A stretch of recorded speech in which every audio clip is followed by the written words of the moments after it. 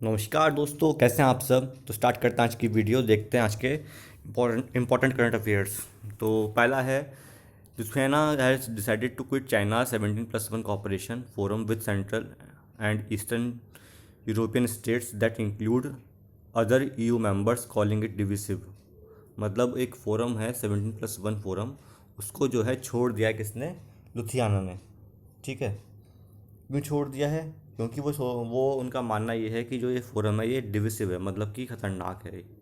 ठीक है, डिवाइड की पॉलिसी अपनाता है। तो अब जान लेते हैं कि भाई central and eastern European states कौन से हैं। तो आप जानते हो कि भाई इधर अगर हम माने तो ये आपका एशिया हो गया, उसके साथ ये यूरोप हो गया। तो यूरोप को आप जो है 3 पार्ट में बांट दीजिए। ठीक है, ये आपका ईस्ट पार्ट हो गया, ये सेंट्रल पार्ट हो गया, और ये हो गया वेस्टर्न पार्ट। तो सेंट्रल और ईस्टर्न यूरोप में जो कंट्रीज़ आ रही हैं वो कंट्रीज़ हैं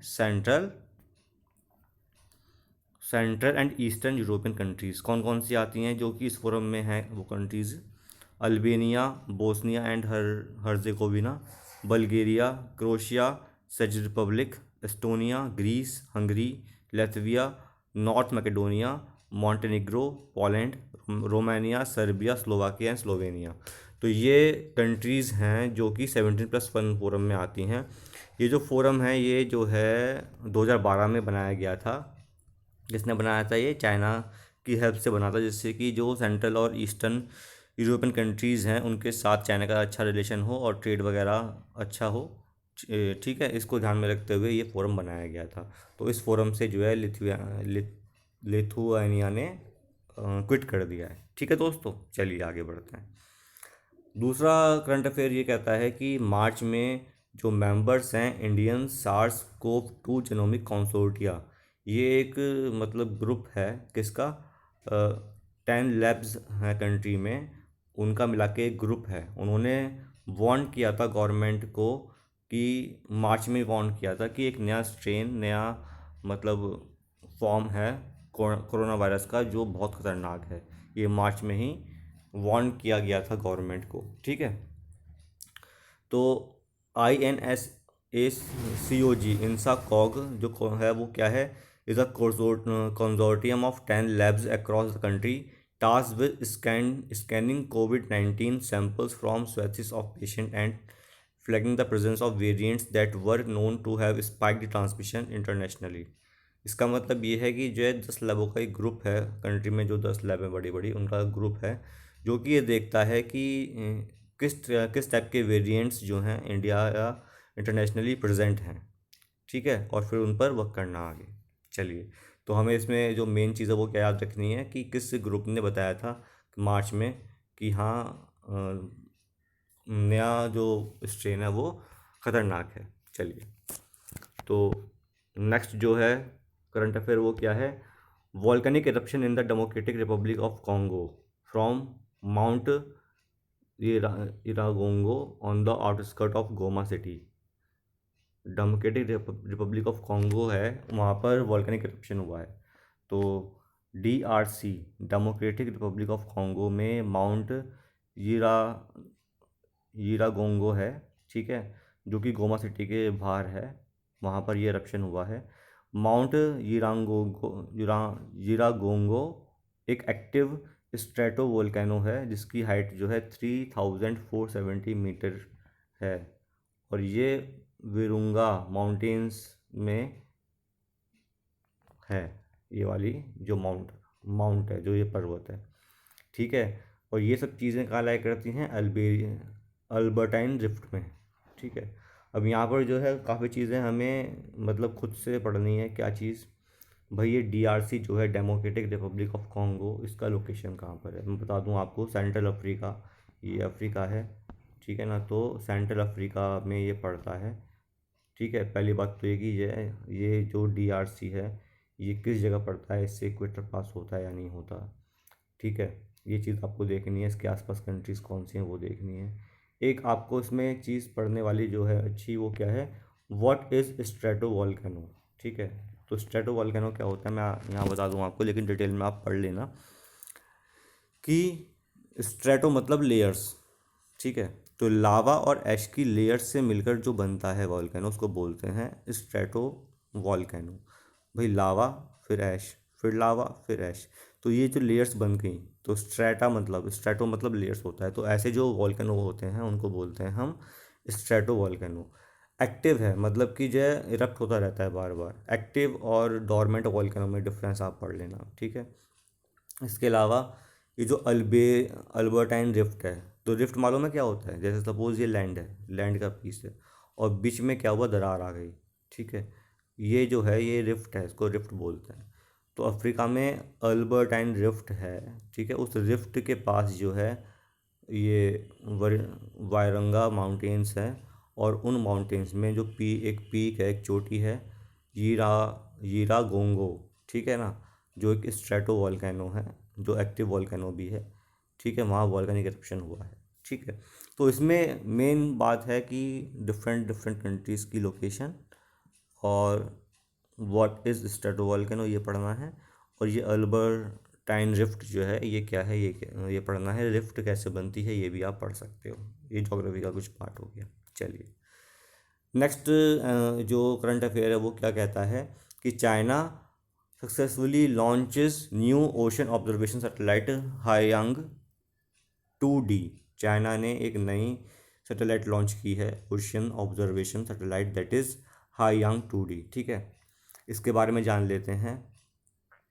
it is a ocean monitoring satellite, ठीक है। हाईयांग 2D नाम दिया गया है, ये आपको ध्यान रखना है। चाइना ने लॉन्च की है वाली सैटेलाइट, ठीक है। ये सब चीज़ें आप एक बार पढ़ लो, लेकिन नहीं पूछेंगे ये, ठीक है। किस दिन में लॉन्च की है या फिर जो है किस रॉकेट से लॉन्च किया, उससे इतना नहीं है हमें मतलब, ठीक। तो मेन चीज़ है कि जो ये सैटेलाइट है हाईयांग 2D, ये will form a constellation with the Haiyang 2B and Haiyang 2C। मतलब कि दो सैटेलाइट पहले से ही हैं ऑर्बिट में, हाईयांग 2B और 2C, उसके साथ जाके ये भी जुड़ जाएगी और एक ग्रुप बना लेगी, ठीक है। ये ग्रुप क्या काम करेगा? To build an all weather and round the clock dynamic ocean environment monitoring system of high frequency and medium and large scale to provide early warning on marine disaster. ये मिलके क्या करेंगे कि ओशन एनवायरनमेंट को देखेंगे, उसको करेंगे monitor, और वहाँ जो वेदर है, वहाँ जो डिफरेंट इवेंट्स हो रही हैं ओशन के अंदर, उस पर निगरानी रखेंगे और उसकी वार्निंग देंगे, और देशों को भी और खुद के लिए भी, ठीक है, जिससे कि मरीन डिज़ास्टर को प्रिवेंट किया जा सके। तो ये इस सैटेलाइट का मेन मकसद है। देखते हैं भाई अगला करंट अफेयर क्या है। State bank of India and Hyper Verge partner to offer AI powered online account opening, ठीक है। तो ऑनलाइन अकाउंट ओपनिंग के लिए स्टेट बैंक ऑफ इंडिया और एक IT कंपनी है हाइपर वर्ज पार्टनर, उन्होंने आपस में मतलब जो है ग्रुप बनाया है या फिर जो है कोलैबोरेशन हुआ है कि AI इनेबल्ड एक सिस्टम तैयार किया जाए कि कोविड के टाइम में उन्हें एक सिस्टम दिया जाए कि वो अपना अकाउंट ऑनलाइन ओपन कर सकें। तो हाइपर वर्ज जो एक कंपनी है जो AI प्रोडक्ट बनाती है, उसने पार्टनरशिप की है SBI के साथ। किस लिए? जिससे कि वीडियो बैंकिंग सॉल्यूशन प्रोवाइड किया जा सके, जिससे जो SBI के कस्टमर्स हैं उनको ठीक से सर्विसेज दी जा सकें, बैंकिंग सर्विसेज, ठीक है। तो customers can instantly open saving account using video banking process during the pandemic with minimum ID documents. Simple बात है कि इस पार्टनरशिप के बाद जो है जो ये बनाएंगे एप्लीकेशन, उसका यूज़ करके जो कस्टमर्स है can easily open there saving bank account using A video banking process, उन्हें प्रॉब्लम नहीं होने की है, ठीक है दोस्तों। तो किस कंपनी के हुआ है SBI के साथ, ये आपको याद रखना है। इसके अंदर हाइपर वर्ज और टेक्नोलॉजी कौन सी डेवलप करेंगे, ये AI इनेबल्ड, जिसके हेल्प से अकाउंट खोल सकते हैं। चलिए अगला जो है current affair, that is Chipko movement leader Sunderlal Bahuguna. तो आपको नाम पता ही होगा, बहुत फेमस पर्सनालिटी थे सुंदरलाल बहुगुणा, जिन्होंने चिपको मूवमेंट को स्टार्ट किया, एनवायरमेंटलिस्ट थे।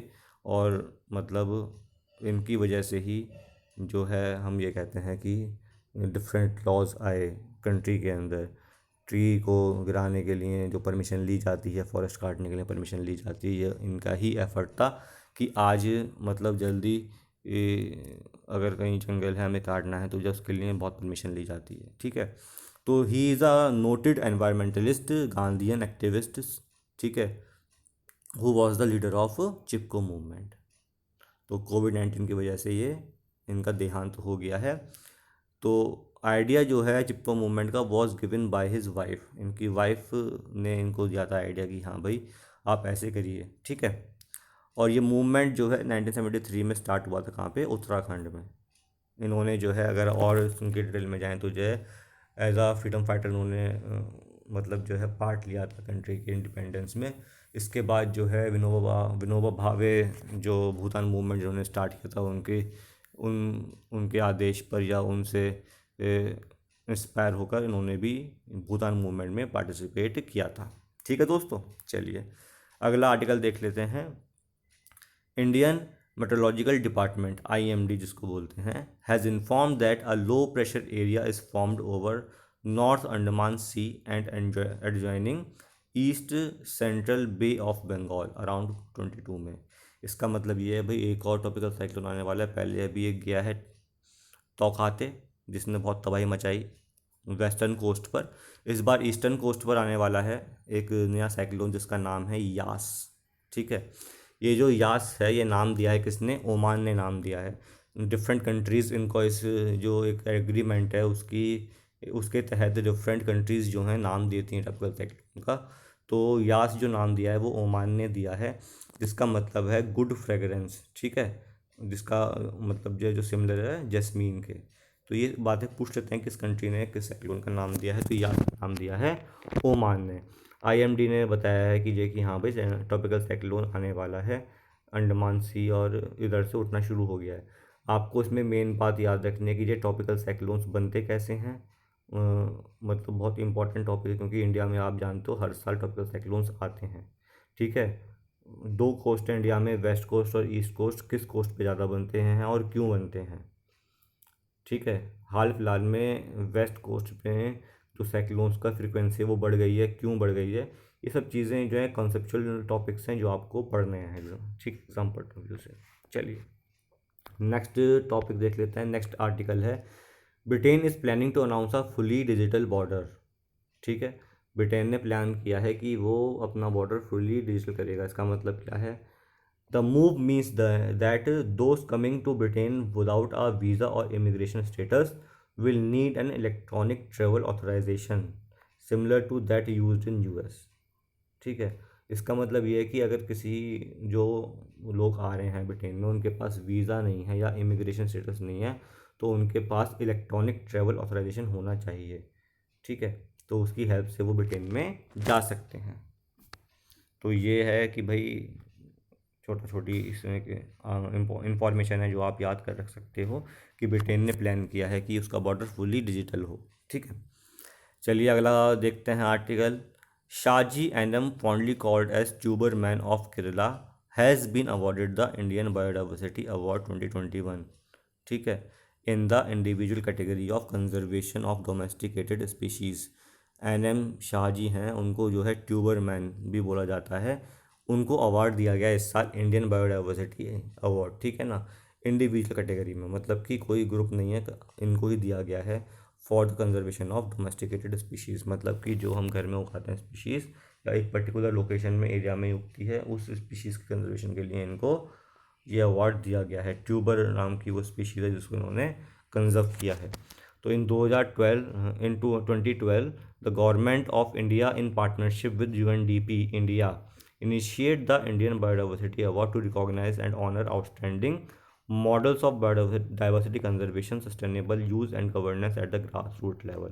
ये तो आप समझ ही रहे हैं कि जो गवर्नमेंट ऑफ इंडिया ने UNDP के साथ मिलकर ये जो अवार्ड है इंडियन बायोडाइवर्सिटी अवार्ड, इसका मतलब इसकी स्टार्टिंग की थी। और क्यों दिया जाता है, to recognise and honour the outstanding model of biodiversity conservation. ठीक, मतलब कि ऐसा मॉडल यूज़ कर जो लोग यूज़ करते हैं, ऐसा एक तरीका यूज़ करते हैं जिसकी वजह से एक यूनिक तरीका या कारगर तरीका जिसकी वजह से जो बायोडाइवर्सिटी है वो कंजर्व होती है और सस्टेनेबल यूज़ होता है रिसोर्सेज का। इसके अलावा जो है ग्रास रूट लेवल पे गवर्नेंस ठीक से काम करता है। ठीक है, तो इस अवार्ड के तहत जो है 2 लाख का कैश प्राइज़ मिलता है और ट्रॉफी वगैरह जो भी है उनको दी जाती है।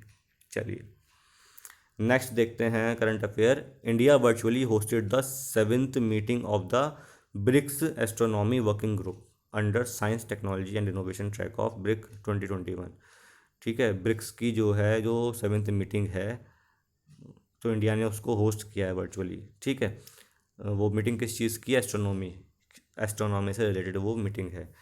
तो जान लेते हैं भाई, BAWG जो ब्रिक्स एस्ट्रोनॉमी वर्किंग ग्रुप है वो क्या है। It provides a platform for BRICS member countries to collaborate in the field of astronomy, recommending that the focal points in each country should present the scientific result of the work being carried out in each country.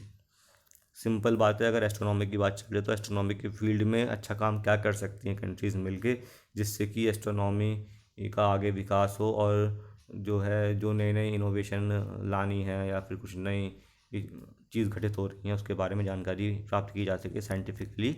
तो इसलिए इन्होंने मिलके आपस में एक साथ आए हैं और उन्होंने एक मीटिंग होस्ट करी है। तो आपको इसमें मेन जो याद रखना है वो क्या है, ब्रिक्स में कौन सी कंट्रीज़ आती हैं, उनकी लोकेशन क्या है, और इस साल ब्रिक्स के जो होस्ट हैं वो कौन कौन हैं। ठीक है, मेंस के लिए कि जो क्या सिग्निफिकेंस है ब्रिक्स का इंडिया के पॉलिटिकल, इकोनॉमिकल और सोशल अरेना में, और ये सब बातें आपको इसमें पढ़नी है, सोचनी है। ठीक है, तो दोस्तों ये था आज का करंट अफेयर। ठीक, तो ज़्यादा नहीं है आर्टिकल्स, जो मेन थे वो मैंने इसमें डिस्कस किए हैं। उम्मीद करता हूँ कि आपको समझ में आए होंगे। अगर अच्छी लगे video, please like this video, share this video, subscribe my channel. Thank you, have very nice day.